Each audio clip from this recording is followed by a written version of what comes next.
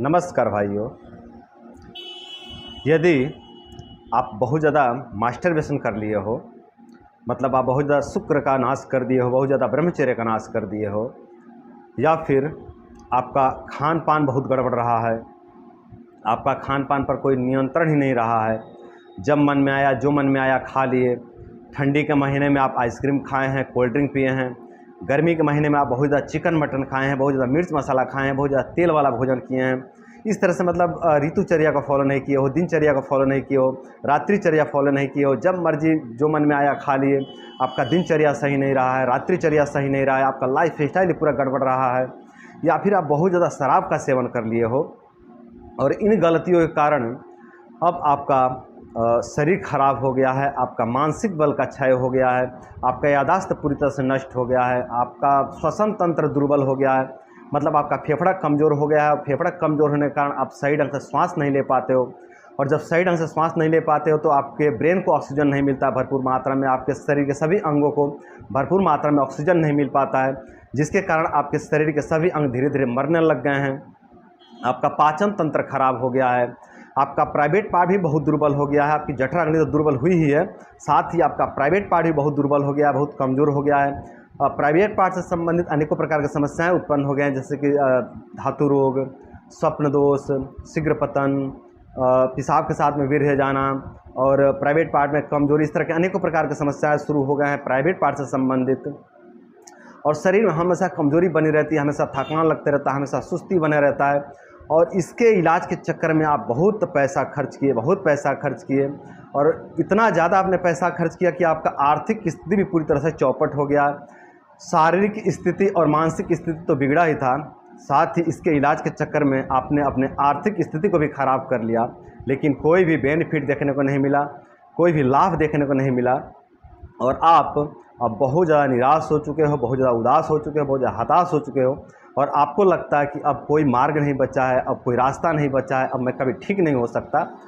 तो मेरे भाइयों, आप लोग ऐसा मत सोचिए, आप लोग ज़रूर ठीक हो सकते हो, आप लोग पूरी तरह से ठीक हो सकते हो, बस ज़रूरत है अपने ऊपर काम करने की। इस वीडियो में मैं आप लोग को 2 उपाय बतलाने वाला हूं। इन दोनों उपाय को कीजिए। जो आपके शरीर में कमजोरी आ गई है, जो आपके प्राइवेट पार्ट में कमजोरी आ गई है, जो आपके पेट में कमजोरी आ गई है, जो आपकी जठराग्नि दुर्बल हो गई है, जो आपका फेफड़ा दुर्बल हो गया, आपका ब्रेन दुर्बल हो गया, आपका मन दुर्बल हो गया, आपका हृदय दुर्बल हो गया, ये सभी दुर्बलता आपके धीरे धीरे पूरी तरह से नष्ट हो जाएंगे इन दोनों चिकित्साओं को फॉलो करने से। तो मेरे भाइयों, अब मैं बात करता हूँ कि वे 2 कौन कौन से चिकित्सा हैं। तो आपका प्रथम चिकित्सा है ब्रह्मचर्या। आपका प्रथम चिकित्सा है कि आप ब्रह्मचर्य का पालन करेंगे। आपकी जो छोटी छोटी दवाइयाँ चल रही हैं उसको चलने दीजिए, उसको आप बंद मत कीजिए। महंगे दवाइयों के चक्कर मत पड़िए, बड़े बड़े दवाइयों के चक्कर मत पड़िए। छोटे छोटे घरेलू चिकित्सा कीजिए आप, और घरेलू चिकित्सा के साथ में आप ब्रह्मचर्य व्रत का पालन कीजिए। जब आप ब्रह्मचर्य का पालन करेंगे ना, तो ब्रह्मचर्य नाश के कारण, या फिर शराब के सेवन के कारण, या फिर गलत खान पान के कारण, या फिर गलत दिनचर्या रात्रिचर्या के कारण आपके शरीर में जो भी समस्याएं उत्पन्न हुए हैं, जो भी कमजोरी उत्पन्न हुए हैं, जो भी रोग दोष उत्पन्न हुए हैं, ये सभी रोग दोष, ये सभी कमजोरी, ये सभी समस्याएं धीरे धीरे दूर होने लगेंगे ब्रह्मचर्य के पालन करने से। तो आप ब्रह्मचर्य का पालन कीजिए। देखिए, ब्रह्मचर्य का पालन करने से लीवर भी नया बनने लगता है। जब आप ब्रह्मचर्य का पालन करेंगे ना, तो जो आपके लीवर में दुर्बलता आ गई है, या फिर जो लीवर में गंदगी जमा हो गई है, वे गंदगी भी आपकी धीरे धीरे दूर होने लगेगी, और आपका लीवर पुनः नया बनने लगेगा।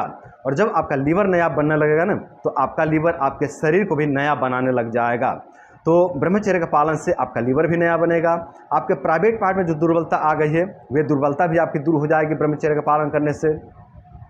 आपके शरीर में, या फिर आपके मन में, या फिर आपके दिमाग में जो कमजोरी आई है, वे कमजोरी भी ब्रह्मचर्य के पालन से धीरे धीरे दूर होने लग जाएगी। तो आपका पहला चिकित्सा है ब्रह्मचर्या, और दूसरा चिकित्सा है कर्म योग। आप कर्म कीजिए, मतलब आप अपने आप को व्यस्त रखिए। आप अपने आप को जितना व्यस्त रखेंगे उतना आप मस्त रहेंगे, और जितना आप मस्त रहेंगे उतना ही जल्दी आप ठीक हो जाएंगे, उतना ही जल्दी आपके शरीर के रोग दोष दूर होंगे। तो आप कर्मयोग कीजिए, मतलब जितना हो सके अपने आप को व्यस्त रखिए, अपने आप को फ्री मत रखिए, अपने आप को खाली मत रखिए। जब आप खाली रहते हो ना, फ्री रहते हो ना, तो आपके दिमाग में उल्टा विचार चलते रहता है, हमेशा उल्टा पुल्टा विचार चलते रहते हैं। बीमारी को लेकर के, कमजोरी को लेकर के हमेशा नकारात्मक विचार चलते रहते हैं, और इस नकारात्मक विचार के कारण, नकारात्मकता के कारण आपके शरीर की बची खुची एनर्जी भी लॉस होती रहती है, नष्ट होती रहती है। तो मेरे भाइयों, आप लोग नकारात्मक मत सोचिए, आप लोग जितना हो सके उतना अपने आप को व्यस्त रखिए। बहुत से भाई तो हैं कि जो अपने आप को व्यस्त रखते हैं लेकिन मन से काम नहीं करते हैं। काम तो कर रहे हैं लेकिन मन कहीं और है। मन जो है कि शरीर पर लगा हुआ है, मन जो है कि प्राइवेट पार्ट पर अटका हुआ है कि प्राइवेट पार्ट कैसे ठीक होगा, प्राइवेट पार्ट को कैसे मजबूत करें, धातु रोग को कैसे ठीक करें, सपन दोष को कैसे ठीक करें, पेट की अग्नि को कैसे ठीक करें, पाचन तंत्र को कैसे ठीक करें। मतलब हमेशा इसी में जो है कि उनका दिमाग अटका रहता है, हमेशा उसी में चिंतन मंथन करते रहते हैं और उसमें जो है कि डूबे रहने के कारण बची खुची उनकी एनर्जी भी लॉस होते रहती है। तो आपको इस तरह से नहीं करना है, आपको काम में मन लगाना है और जो है कि मन लगा करके काम करना है। जब आप मन लगा करके काम करेंगे ना तो आपका मन जो है कि काम पर चला जाएगा, बीमारी पर से हट जाएगा, कमजोरी पर से हट जाएगा, प्राइवेट पार्ट से आपका मन हट जाएगा। और जब इन जगहों से मन हट करके काम पर लग जाएगा ना तो आपके शरीर का पुनः निर्माण होने लग जाएगा। जो नकारात्मकता के कारण आपके शरीर की एनर्जी लॉस हो रही थी वे एनर्जी आपके शरीर में बचेगी और वो बची हुई एनर्जी आपके शरीर का पुनः निर्माण करने लग जाएगी। तो मेरे भाइयों, आप लोग अपने एनर्जी को बर्बाद मत कीजिए, अपने एनर्जी को नकारात्मकता में नष्ट मत कीजिए। आप लोग अपने एनर्जी को बचाइए, जितना हो सके उतना अपने आप को व्यस्त रखिए और अपने मन को अपने काम पर लगाइए। जो आपका मन हमेशा भटकता रहता है उसको आप लोग पकड़िए, उसको पकड़ करके आप लोग काम पर लगाइए, ब्रह्मचर्य का पालन कीजिए और कर्मयोग कीजिए।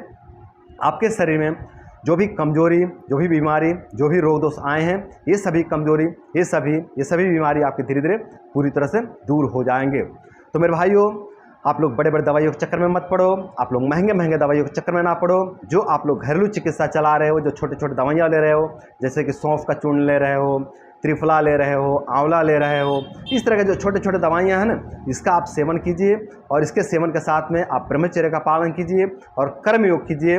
आपके शरीर में जो भी कमजोरी, जो भी रोग दोष, जो भी समस्याएं उत्पन्न हुए हैं, ये सभी कमजोरी, ये सभी रोग दोष धीरे धीरे पूरी तरह से दूर हो जाएंगे और आपका जीवन सुंदर, सरल एवं सफल बन जाएगा।